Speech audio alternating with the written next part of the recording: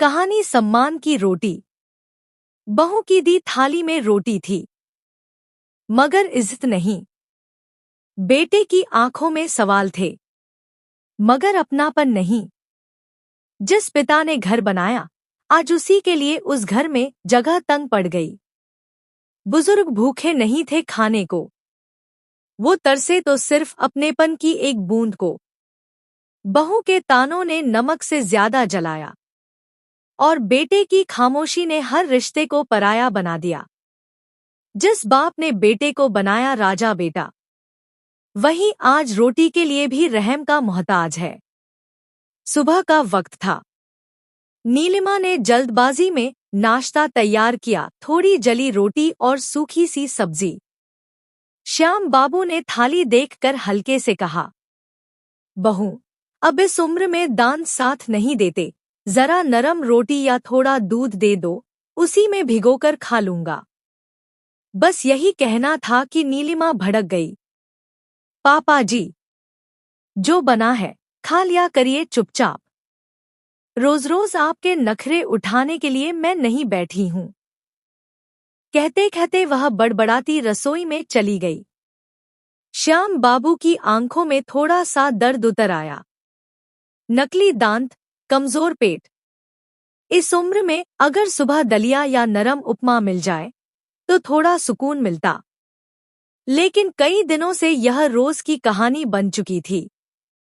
वो बेटे आदित्य की जिद पर सीतापुर गांव वाला पुश्तैनी घर बेचकर प्रयागनगर आए थे। बेटा कहता था, बाबूजी अब गांव में क्या रखा है, मेरे साथ शहर में रहिए। लेकिन यहाँ सिर्फ छत मिली, सुकून और सम्मान नहीं। शाम को वो हरिपुर बाग में टहलने निकलते। वहीं पर कुछ बुजुर्ग साथियों से बातें हो जाती, पर आज वो चुप थे। सुरेश मिश्रा जी ने पूछा, श्याम बाबू, सब ठीक है? तो उन्होंने हल्की खांसी का बहाना बना दिया। मन का दर्द किसी से कह भी नहीं सकते थे। इज्जत मिट्टी में मिलती है और बातें मोहल्ले में उड़ती हैं। रात को उन्होंने बेटे से बात करने की कोशिश की, लेकिन नीलिमा ने फिर बीच में टोक दिया।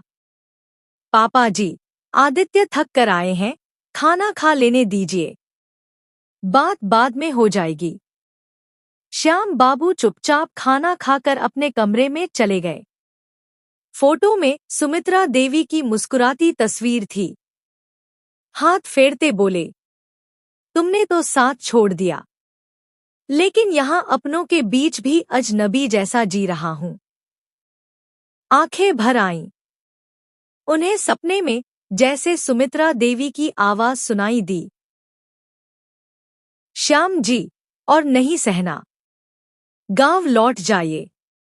जहां सम्मान न मिले वहां और रुकना क्या।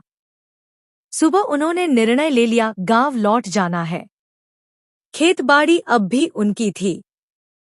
नीलिमा थाली लेकर आई तो उन्होंने वापस कर दी। बहू, ये खाना ले जाओ। भूख लगी है, लेकिन बेइज्जती की रोटी नहीं खानी मुझे।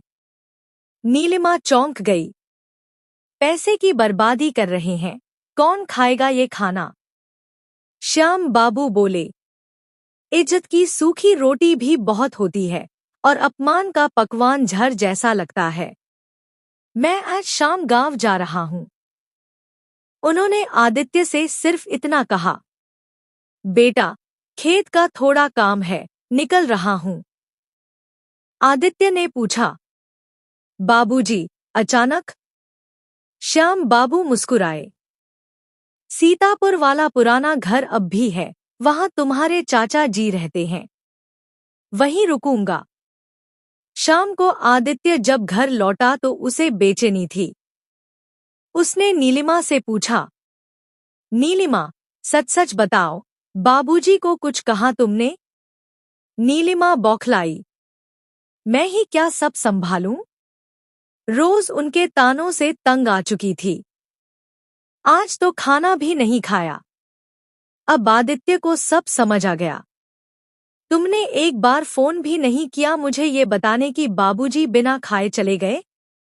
मैं कल गांव जा रहा हूं, और जब तक वो लौटने को राजी न हो, मैं भी नहीं लौटूंगा। नीलिमा को अपनी गलती का एहसास हुआ। उसने कहा, मैं भी चलूंगी, उनसे माफी मांगूंगी। गांव में श्याम बाबू खेत बेचने जा रहे थे।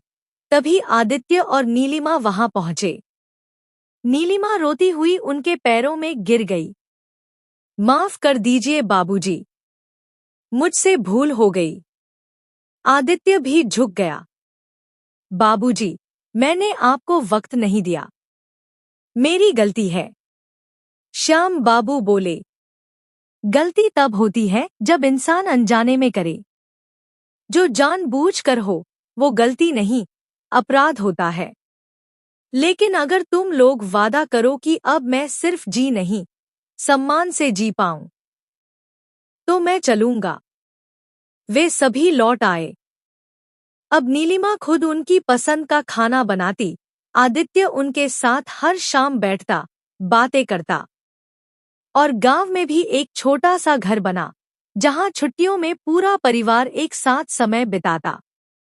सीख: बुजुर्गों का सम्मान हमारे संस्कारों की असली पहचान है।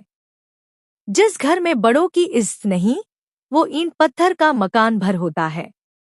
जैसा बोओगे वैसा ही काटोगे। कहानी पसंद आई तो वीडियो को शेयर जरूर करें, जिससे किसी बाप को सूखी रोटी ना खानी पड़े, और अपने इस चैनल को सब्सक्राइब करना ना भूले। धन्यवाद।